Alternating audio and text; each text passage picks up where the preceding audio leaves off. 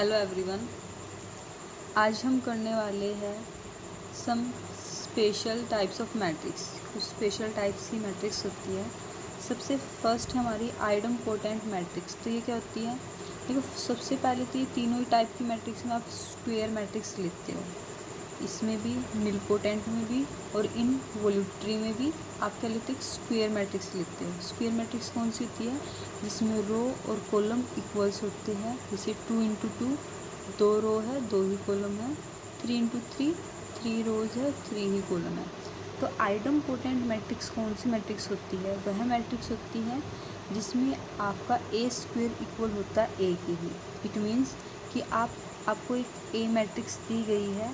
अगर आप ए मैट्रिक्स को ए मैट्रिक्स से ही मल्टीप्लाई करते हैं, ए मैट्रिक्स को ए मैट्रिक्स से ही मल्टीप्लाई करते हैं, तो आंसर क्या आएगा आपका? ए मैट्रिक्स ही निकलने वाला है। मतलब वो सेम ही आंसर निकलने वाला है।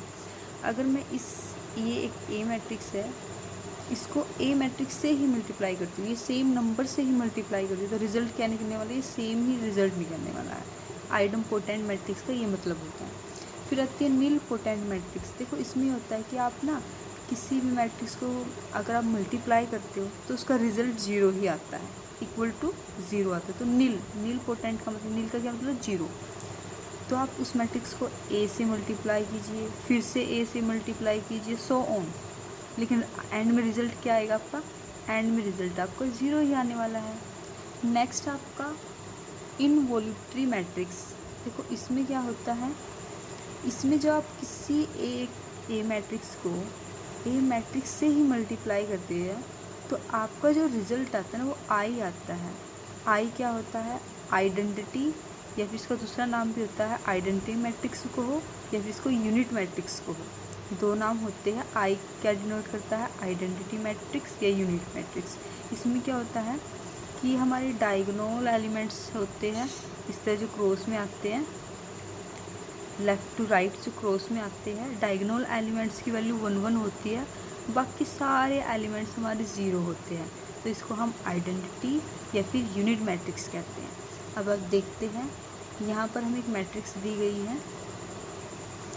फाइंड करना में ए इंटू ए आप नॉर्मली कर सकते हो, आपको मल्टीप्लाई आती है कि ए स्क्वायर क्या होगा। इससे नीचे वाला करते हैं। तो इसमें क्या पूछा गया है आपसे कि आपको शो डैट, कि आपको दिखाना है कि ए स्क्वायर -4a, कि आप ए को ए से ही ए आपको मैट्रिक्स दी गई है, आप इसका स्क्वायर करते हो। इट मीन्स आप ए से ही इसकी मल्टीप्लाई करते हो, माइनस फिर आप ए मैट्रिक्स को 4 से मल्टीप्लाई करते हो, उसमें से माइनस करते हो 5i। आई का मतलब क्या होता है? Identical matrix equal to zero. मतलब ये सब कुछ करने के बाद जो आपका एंड रिजल्ट आएगा ना, वो ज़ीरो। जीरो यहाँ पर क्या है? एक नल मैट्रिक्स। नल मैट्रिक्स कौन सी होती है? जिसमें सभी एलिमेंट्स की वैल्यू ज़ीरो होती है। तो बस पुट्स करते रहिए। पहले हमने ए स्क्वायर निकाला, ए को ए से ही मल्टीप्लाई किया, ये आंसर आ गया। तो फिर हमने वैल्यूज़ रख ली। ये ए स्क्वायर की वैल्यू है, -4 ए की वैल्यू रख ली, -5 और आई क्या था? आइडेंटिकल मैट्रिक्स जिसमें डायगोनल एलिमेंट्स की वैल्यू 1 1 होती है। नेक्स्ट है इस तरह से, ये 4 को इससे मल्टीप्लाई किया, 4 1 जा 4, 4 2 जा 8, इस तरह से। और ये 5 को यहाँ से मल्टीप्लाई किया, बाकी सबसे साथ तो मल्टीप्लाई किया, 0 1 के साथ 5 5। तो अगर हम इनको हमें क्या करना है? जो हम सिंपली जो माइनस करते हैं वही लेना है। फर्स्ट एलिमेंट उठाना हर मैट्रिक्स का, उनको इस तरह से लिखना है, माइनस करना है। फिर सेकंड एलिमेंट उठाएंगे हर मैट्रिक्स का इस तरह से, फिर इसी तरह से थर्ड वाला, फिर सेकंड रो की फर्स्ट एलिमेंट, फिर सेकंड कॉलम का सेकंड एलिमेंट, इस तरह से। ठीक है। और माइनस करने के बाद एंड रिजल्ट आपका ज़ीरो है। देखो, 9 - 4 - 5, तो टोटल कितना होगा? 4 - 5 का 9 ही हो गया, 0। 8 - 8 0, 8 - 8 ये सेम है, ये मतलब सेम ही आए आपके, तो 0 ही आंसर। तो ये बात प्रूव हो गई कि अगर आप ए स्क्वायर में से माइनस करते हो, 4a को माइनस करते हो उसमें से 5 इंटू आइडेंटिकल मैट्रिक्स, तो आपकी इक्वल क्या आता है? रिजल्ट क्या आता है? वो नल मैट्रिक्स आता है। एक ये क्वेश्चन दिया गया आपको, ए मैट्रिक्स दी गई है, साथ में आपको आइडेंटिकल या फिर यूनिट मैट्रिक्स दी गई है। ये 2 × 2 वाली यूनिट मैट्रिक्स है। तो अब आपको फाइंड करना है के की वैल्यू। आपको क्या करना है, के इंटू में ए का स्क्वेयर करना है is equal 5a minus 21i। Identical matrix को 21 से मल्टीप्लाई करना, वैल्यूज़ रखते जाइए। के इंटू में क्या करना, ए स्क्वेयर, तो हमने ए मैट्रिक्स इंटू ए मैट्रिक्स लिख चुके हैं, -5 ए मैट्रिक्स माइनस 21 आइडेंटिकल मैट्रिक्स। अब इनको मल्टीप्लाई कीजिए, ए मैट्रिक्स को दूसरी ए मैट्रिक्स के साथ, ये वैल्यूज़ आएगी आपकी। 5 को इसके साथ मल्टीप्लाई करेंगे तो ये वैल्यू, 21 को करेंगे तो ये वैल्यू। तो अब यहाँ तक तो ठीक है। अब यहाँ के बाद क्या किया इन्होंने, इस के को यहाँ मल्टीप्लाई किया सबसे पहले तो इन पूरी मैट्रिक्स के साथ, पूरी मैट्रिक्स के साथ के को मल्टीप्लाई किया। अब यहाँ के बाद उन्हें के की वैल्यू चाहिए, तो किस तरह से निकली के की वैल्यू, कि के को बाहर रखा, इसको यहाँ पर लेके गए इस तरह से, क्योंकि ये के के साथ यहाँ मल्टीप्लाई में था, वहाँ पर जाके डिवाइड में हो जाएगा। अगर ये के के साथ प्लस या माइनस में होता तो वहाँ पर जाके ये प्लस या माइनस हो जाता है, लेकिन क्योंकि के के साथ यहाँ पर मल्टीप्लाई में, तो वहाँ पर जाने के बाद ये डिवाइड में होने वाला है। तो इसलिए 21 माइनस, क्योंकि फर्स्ट एलिमेंट के डिवाइड में ही आएगा, सेकंड एलिमेंट के, थर्ड वाला थर्ड के, फोर्थ वाला फोर्थ के डिवाइड में आना है। तो इस तरह से हमारा 1 आंसर, के की वैल्यू 1 आ जाती है। सेम नेक्स्ट है आपका कि आपसे पूछा गया A3 minus 3a plus 12i is equal to 0। 0 क्या यहाँ पर नल मैट्रिक्स है, कि आप a का क्यूब भी करते हो, उसमें से माइनस करते हो 13a को भी, प्लस करते हो 12 इंटू आइडेंटिकल मैट्रिक्स, लेकिन आपका एंड रिजल्ट क्या आ रहा है, नल मैट्रिक्स आ रही है। इनको सोल्व कीजिए, कोई प्रॉब्लम है तो कमेंट करना। अब हम करने वाले हैं ट्रांसपोज ऑफ अ मैट्रिक्स। देखो ट्रांसपोज क्या होता है किसी मैट्रिक्स का, हम ट्रांसपोज करते ना, कि किसी चीज़ को, रो को कॉलम में और कॉलम को रो में ट्रांसपोज करना। तो यहाँ पर क्या है, ट्रांसपोज का मतलब है कि आपको कोई मैट्रिक्स दी गई है, उस मैट्रिक्स की जो रो है उसको कॉलम बना दीजिए और जो कॉलम्स है उसको रो बना दीजिए। हमें पता है इस तरह से अगर हम हॉरिजॉन्टल जो लाइन होती है, इस तरह से जो हॉरिजॉन्टल लेते हैं नंबर्स वो रो है, और इस तरह से जो वर्टिकल लेते हैं वो आपके कॉलम्स होते हैं। तो आपको क्या करना है, ये आपको रो दी गई है, आपको उसको क्या कॉलम में लिखना। तो कॉलम में किस तरह से लिखेंगे, ऐसे वर्टिकल लिखेगा। तो 1 3 5, सेम इस रो को कॉलम में बनाना है। 2 4 6, देखना रो को आपने कॉलम में लिख दिया, और जो आपके कॉलम क्या थे 1 2 फर्स्ट कॉलम, 3 4 ये रो में आ गए, 1 2 3 4 5 6। अब ये रो है, पहले इसमें क्या थी, 2 रो थी, 3 कॉलम्स थे। अब ट्रांसपोज के लिए हम ए के साथ ये डैश लगाते हैं, फिर इसको प्राइम भी बोल सकते हैं। तो ये ट्रांसपोज के लिए साइन होता है आपका। तो अब ये क्या हो गई, पहले 2 × 3 की मैट्रिक्स थी, ट्रांसपोज करने के बाद ये 3 × 2 की मैट्रिक्स हो गई। अब इसमें 3 रो हो गई और 2 कॉलम्स हो गई। यही आपका ट्रांसपोज होता है। अब ट्रांसपोज की कुछ प्रॉपर्टीज़ हैं,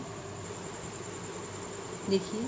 पहली प्रॉपर्टीज़ कहती है कि एक ट्रांसपोज आपने किसी मैट्रिक्स का किया है, अगर आप उस ट्रांसपोज की गई मैट्रिक्स का फिर से ट्रांसपोज कर देते हो दोबारा, 2 बार किसी एक मैट्रिक्स का ट्रांसपोज करते हो, तो उसकी वैल्यू कहाँ क्या आती है, जो ओरिजिनल आपकी मैट्रिक्स होती है वही आपकी वैल्यू आ जाती है। देखिए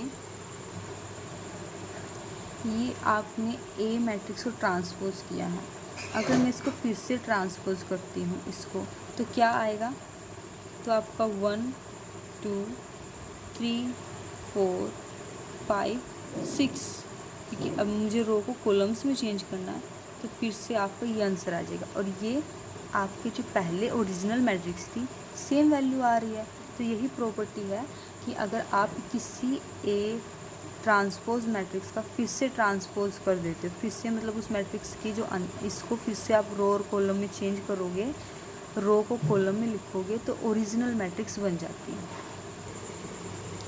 अब सेकंड प्रॉपर्टी क्या कहती है कि आपको 2 मैट्रिक्स दी गई है ए और बी, अगर आप ए मैट्रिक्स में प्लस करते हो बी मैट्रिक्स में, पहले सिंपली आपको दोनों को प्लस करना है। प्लस करने के बाद जो एंड रिज़ल्ट आएगा उसका ट्रांसपोज करना है। वो ट्रांसपोज करने के बाद वो किसके इक्वल होगा, अगर आप इंडिविजुअली अलग अलग से ए का ट्रांसपोज करते हैं, पहले बी का अलग से करते ट्रांसपोज मैट्रिक्स का, फिर दोनों को जो प्लस करके जो रिज़ल्ट आता वो सेम रिज़ल्ट आता अगर आप ए बी को पहले प्लस करने के बाद उनके रिज़ल्ट को ट्रांसपोज करते हैं। यहाँ पर ये मतलब है, इसमें क्या है जो ब्रैकेट के अंदर है कि पहले आपको ए को और बी को सिंपली आप जो प्लस करते हो तो एडिशन करना है। सिंपली आपको एडिशन करने के बाद जो आपका एंड रिज़ल्ट आएगा, एंड रिज़ल्ट मतलब प्लस करने के बाद जो आपका रिज़ल्ट मैट्रिक्स बनेगी उसका ट्रांसपोज करना है आपको। दूसरे में क्या कहा गया कि पहले आपको ए का ट्रांसपोज करना है, फिर बी का अलग से करना है, दोनों का अलग अलग ट्रांसपोज करने के बाद मैट्रिक्स का फिर उनको प्लस करना है, तो ये दोनों ही वैल्यूज सेम होगी। थर्ड प्रॉपर्टीज़ में क्या करती है कि आप ना पहले ए और बी को मल्टीप्लाई करो।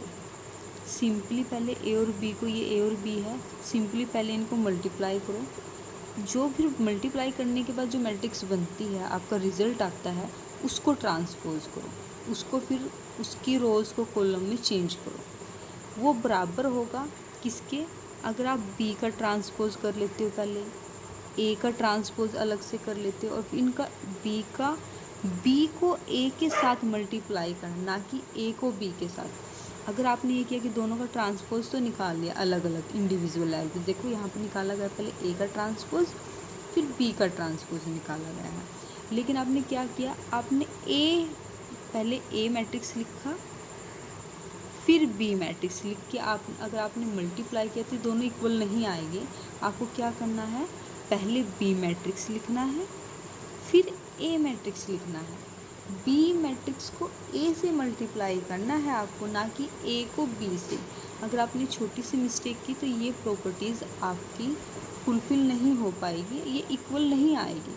अगर आप बी को ए से मल्टीप्लाई करते हो इक्वल वैल्यू आएगी। इस एग्जाम्पल को देखिए, पहले हमें ए दिया है, बी दिया है, हमें यही लास्ट वाली जो प्रॉपर्टी अभी की है यही प्रूव करनी है। देखो पहले इन्होंने ए का अलग से निकाला, ये वाली बात, बी का अलग से निकाला, ठीक है, बस अभी तो इनको ट्रांसपोज निकालना है। ए बी की अलग से पहले मल्टीप्लाई करो, पहले अलग से ए बी की, ये ब्रैकेट के अंदर है ना, पहले ए बी की अलग से मल्टीप्लाई करो। ए बी, ये ए मैट्रिक्स है, ये बी मैट्रिक्स है, इनकी मल्टीप्लाई करने के बाद जो रिज़ल्ट है अब इसका ट्रांसपोज करना है। अब ये आपको जो रो है इसको कॉलम में चेंज करना है, तो 1 × 4 ये कॉलम में चेंज हो गया, 1 यहाँ 4 यहाँ, और ये सेकंड वाली रो इस तरह से कॉलम से। अब इसका ट्रांसपोज करना है। सेकंड स्टेप क्या है कि आपको मैंने कहा ना b × a होना चाहिए। आपको पहले जो b का ट्रांसपोज करने के बाद जो मैट्रिक्स का ट्रांसपोज किया था पहले वो लिखेंगे, फिर a का ट्रांसपोज लिखेंगे। अब इसको देखो याद रखना, इसमें पहले b फिर a, बी मैट्रिक्स को ए मैट्रिक्स से जो आप मल्टीप्लाई करने के बाद जो रिज़ल्ट आएगा वो सेम आएगा। अगर आपने ये मिस्टेक की कि पहले ए मैट्रिक्स को लिख लिया फिर बी को, तो आपका रिज़ल्ट नहीं आने वाला है। ये आपका ट्रांसपोज वाला पोर्शन था। कल कुछ और भी टाइप्स की मैट्रिक्स अभी वो बताती हूँ आपको। तो इसमें सबसे पहले आती है आपकी सिमेट्रिक मैट्रिक्स। देखो सिमेट्रिक वर्ड का मतलब होता है सेम आना, ठीक है, सेम। इसमें कहा गया है कि अगर आप ना किसी भी मैट्रिक्स का ट्रांसपोज करते हो ना वो सेम ही आएगा। सेम आने का क्या, पहले क्या था, सेम आने का मतलब है कि सेम ही वैल्यू आएगी जो मैट्रिक्स पहले। देखो एक ओरिजिनल मैट्रिक्स है हमारे पास, मैं इसका ट्रांसपोज करती हूँ, ये रो है, ये इस तरह से मैं इनको कॉलम्स में लिखती हूँ। तो रो को कॉलम में लिखूँगी तो क्या, फर्स्ट रो को कॉलम में किस तरह से लिखूँगी, 1 5 4 दिखाती हूँ आपको।